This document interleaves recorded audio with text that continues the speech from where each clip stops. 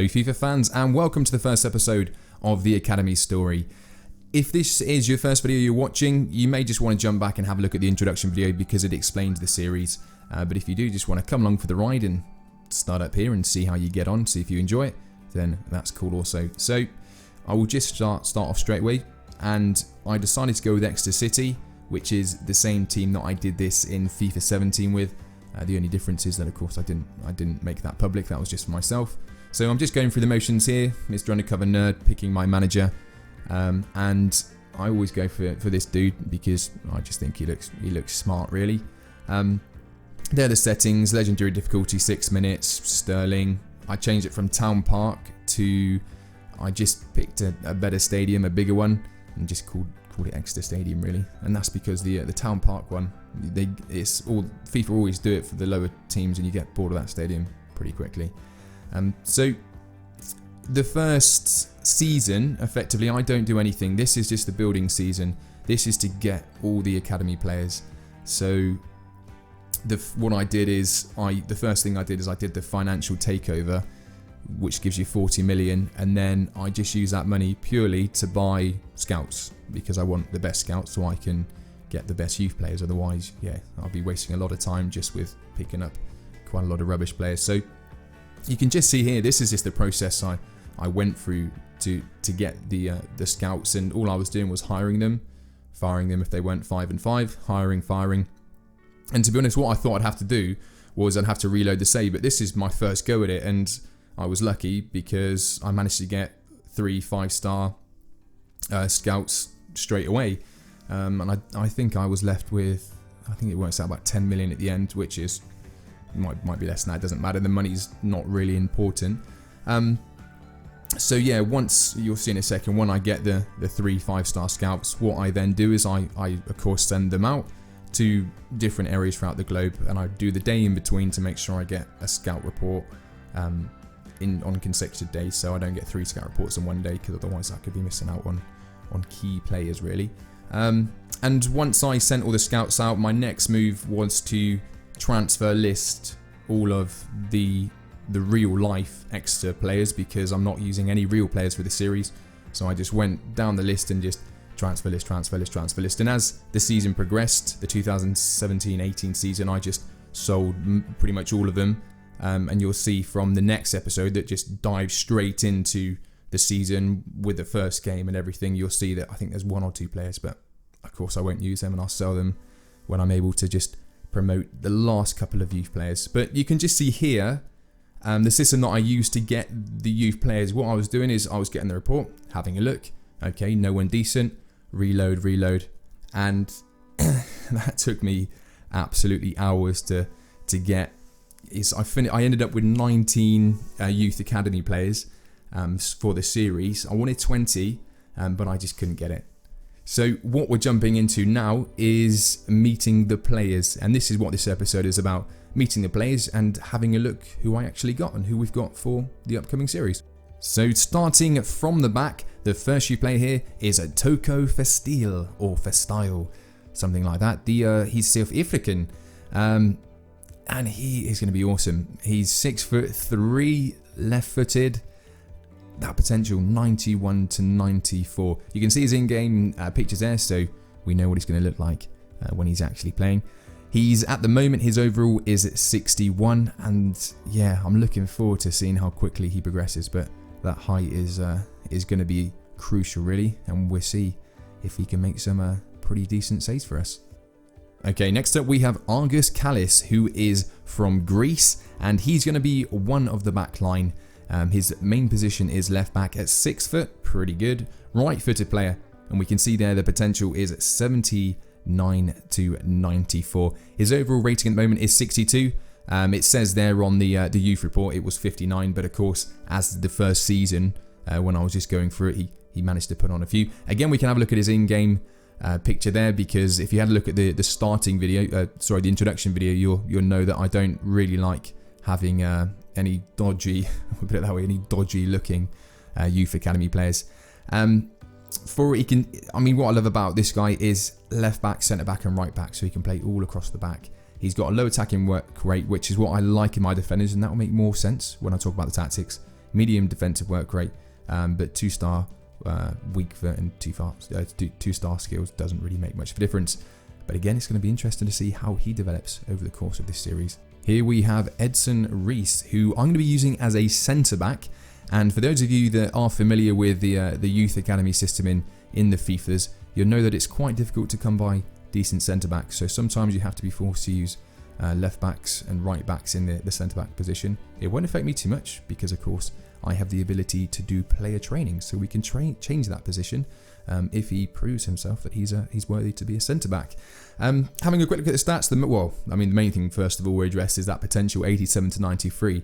Happy days. That looks awesome. Looking forward to seeing him develop. He's currently at 58 as an overall left-footed player, which is good because he's going to be playing as a left-sided centre-back, medium, so he can go forward and hopefully he can use that height to get some headed goals. Physically strong he was, so I'm hoping he's going to develop into a bit of a beast. Up next, we have the French Youth Academy player, and this is Olivier Hubert. Olivier Hubert. Yeah, I like the sound of that. He is actual centre-back. He was the only centre-back I found that was decent, and that potential 89 to 94 is again sick. Overrated at 59. And what's awesome, again a left-footed player. The Youth Academy, they do like left-footed players. You have to actually, it's rarer to find right-footed players, but that doesn't matter too much. Weak foot, 5-star, so perfect. He's good anyway with either. At 6'2", he's going to be a unit, and again another physically strong player. So it's going to be good to see him and see him develop. Coming on to now a Cameroon academy player, and that is Domani Faye. And again, right back, he can play left back. He's got 3-star skill moves, which is sick for a defender. And he's got a defensive work rate of high, and that's what I want. I want defenders with a good high work rate. His overall is 78 to 94, so that's a little bit on the lower side. I don't know how high he's going to get, but to be honest, he's gonna grow into a decent player. I know that. He looks pretty cool, and I think alongside the other guys as well, and rotating, I think we're gonna have quite a solid defense. Fingers crossed. Over rating of 63 at the moment. Now here's a player I am liking the look of, Jose Enriquez, from Portugal, 5'11", in a central defensive midfield role. And I mean, take a look at the guy. He looks like a tank, and that height as well. Hopefully he's gonna boss that midfield. Overall rating at the moment is 52, so relatively low, but potential rating of 83 to 94. But those stats, he's got high defensive work rate, and that's again what I wanted. This all make more sense when we talk tactics, because I need to have a solid defense really. High work rate there, right-footed, and he can actually play at centre back as well. So that's brilliant. It means he can drop back if we do have any injuries. Weak foot, 5-star, perfect. 3-star skill moves, not essential for the midfield role, but I'm definitely looking forward to seeing this guy hopefully turn into an animal really. Here we have Frank Smith, who's also a central defensive midfielder, going to be holding the midfield role as well. A left-footed player at 6'1", and he can play at centre back, so that's pretty good. It's going to have a lot of cover defensively. Medium work rate, another 5-star weak foot. Happy days to that. Overall potential rating of 83 to 94, and his overall rating at the moment is 64. He's from the US of A, and yeah, I think he looks cool. I'm not lying, I think he looks cool. He looks like he's got a bit about him, a little bit of arrogance maybe. He's gonna boss that pitch, and again, I'm looking forward to seeing if we can turn him into an absolute superstar. Now, up next, we have a player that I am excited about, Cameron Edwards. He's from Australia, and look at those stats. Bottom right, left mid, right mid. He's a right-footed player, 5-star skill moves, 4-star weak foot, medium. That is an overall decent package. His potential rating 78 to 94, 63 at the moment. At 5'9", he's a good size as well for a winger. Not too tall, not too small. And yeah, I like how this guy looks. I think as the seasons progress, we're gonna have to do something with his hair.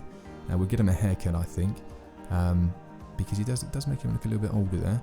But yeah, the picture. I mean, the picture's a little bit confusing, Slightly darker, I'd say, than in his picture, but yeah, EA logic, whatever. But anyway, looking forward to using this guy. And here we have the Egyptian Academy youth player, Shakir Abbas.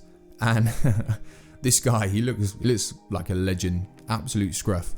I'm a little bit disappointed with those skill moves, to be honest, but the rest of his stats I thought were sick. Because left mid, right mid, so again, he can play either side. Left footed player, brilliant. High and high, that's good. I like those work rates. Good weak foot. It's just those skill moves, but I can work with that. There's some alright 3-star skill moves you can use. But potential 86 to 94, and it's overall in 68. So he was one of the early ones I've got. So in the first season, when I was doing this, just getting through it to gather all these players, he's actually gained quite high, and yeah, I'm looking forward to using him. And yeah, it should prove to be quite an essential player, I imagine. Here we have Frederic Ostgaard from Denmark, and his overall rating 65, potential rating 86 to 94, so another high one. Now this is a guy that is frustrating in terms of EA logic again, but luckily enough for us, we can fix these things as time goes on. If he proves himself as a midfielder, which I think he will, then of course we can train him, and that left back will turn into a left midfield. Because 5-star skill moves, right-footed player as a left mid is pretty cool. Again, he looks pretty sweet as well. His overall at the moment 65. He has got a lot of work to go to be playing every game at the moment from left back to left mid. So he's gonna have to do some training, so we can get him to the left mid position. But at 5'10", he's again a decent size. Should be good to see him in action. Here we have our new club captain, and that is the Englishman Oscar Rose. Overall rating of 67 and a potential rating of 78 to 94. Again, this guy's stats. On the right hand side, the attributes he's got, the 5-star skill moves, 4-star weak foot, high attacking work rate and a low defensive work rate. Yeah, hopefully he's going to get us a lot of goals. Be whipping the ball in as well. But the reason I made this guy captain is because he's actually got a real decent free kick ability, and I think that's because you can see it says playmaker. I think that's more the way they develop. But hopefully he's a little bit older than some of the guys. He was one of the first youth academy players I've got, and hopefully, yeah, he's going to develop into an absolute crucial and essential player for us. Here we have the young Arnie Jacobs, who is from Belgium, and again another 5-star skill moves. Yeah, those of you that use the academy a lot, you know the 5-star guys don't come around very often. So you can probably imagine how many times you had to reload to even get a decent rated but like potential guy. So for them to have the 5-star skill moves as well was pretty good luck.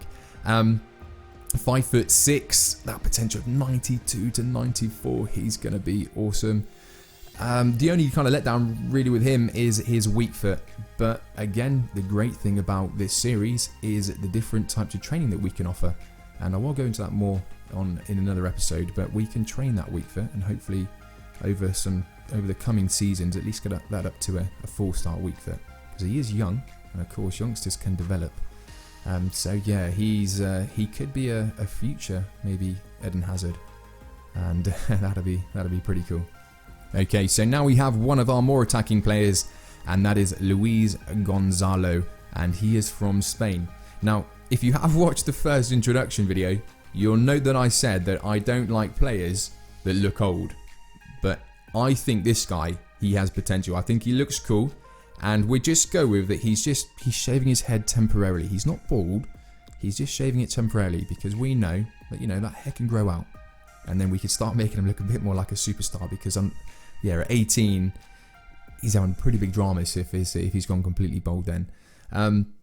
So we'll see if he can grow it back out. A left-footed player, he can play right wing, left wing, and right mid, medium, 3-star weak foot. So if we can train that, maybe we'll have a look. Potential rating 85 to 91, and overall 65. And he's 6'2", and usually for wingers, I don't like to go that high. I think Ronaldo's like 6'1", something like that. But he's a bit of a freak of nature, really. He's better to be as rapid as he is. But yeah, I've got a good feeling about this guy, and I'm hoping again that he's going to develop into a superstar. That's what we want. We want another superstar. Here we have another attacking player, another right wing. And I apologise because I somehow managed to lose the screenshot of his academy, but I know his rating was 87 to 92, so he's, yeah, again, he got a lot of growing. He's 17 and he's already a 68, so that's pretty good. He's from Bolivia, and we can see there 4-star weak foot, 4-star skill moves, a medium attacking work rate, not offering much defensively, but again, he's right wing, so that's not too bad. And yeah, I think Benjamin Fuentes, I think he's got good potential, and I'm looking forward to him in the series. Okay, so here we have Marco Stepanak, and to be honest, this guy was a little bit of a wild card because his main position is centre attacking midfield, and we'll see from the tactics that I don't actually need a centre attacking midfield, but you see that secondary one, centre forward. Now again, anyone that's used the academy in any of the FIFA games, you'll know that it's freaking nails to come across a striker or a centre forward.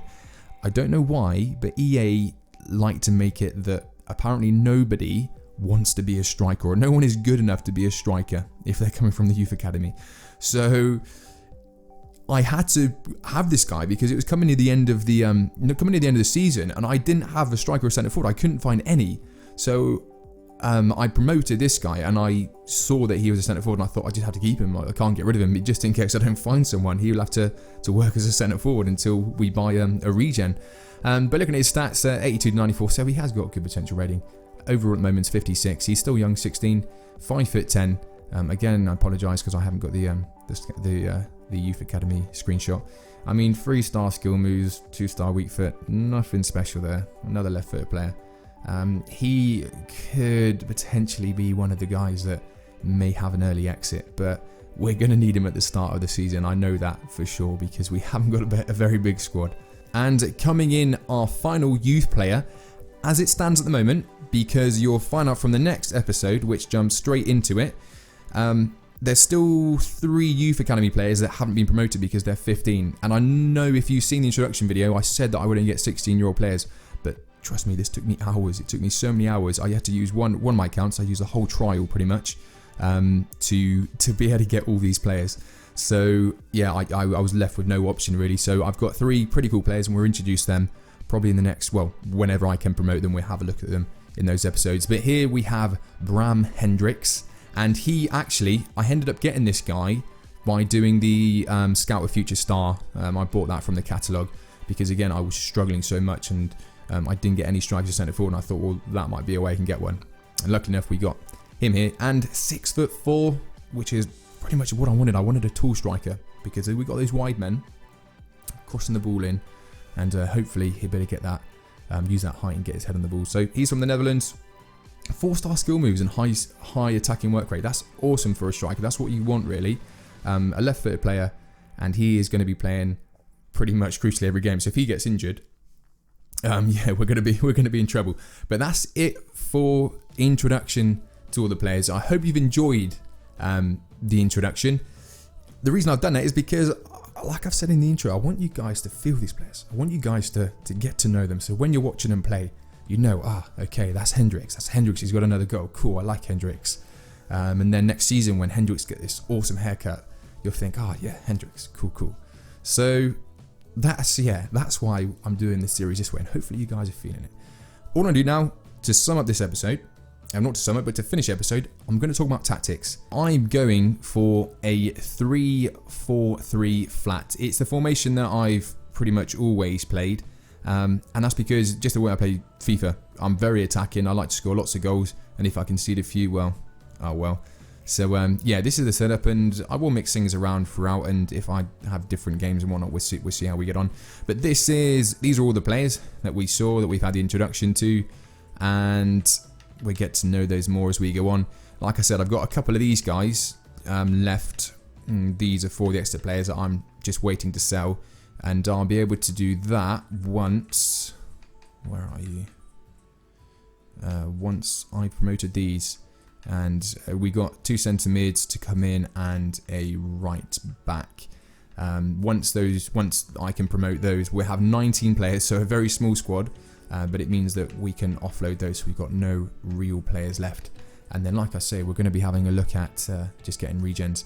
So that's the formation. The roles, to be honest, Rose is taking up a lot of them, and that's because his free kick ability, his curve, he's got the best. Gonzalo on penalties, Rose on corners there. The instructions, I've pretty much got it. So these guys are aggressive in defence, trying to intercept the ball. These guys are going to lay off a little bit because I don't want to commit them and end up conceding a lot. These guys are going to be staying forward, and Edwards and Rose will be trekking backs and forth. And I've gone for custom tactics. We'll just have a quick look at those. I like to attack quite quick, and I like to put a lot of pressure on.